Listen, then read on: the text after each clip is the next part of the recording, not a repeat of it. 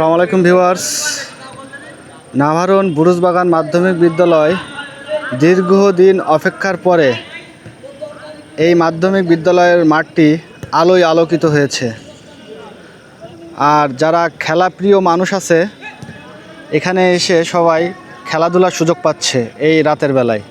তো আপনারা যারা খেলাপ্রিয় মানুষ আছেন, খেলতে যাচ্ছেন ক্রিকেট অথবা ফুটবল, যে কোনো সময় এসে রাতের বেলা, অন্তত রাতের বেলা এসে আপনারাও খেলা করতে পারেন এখানে।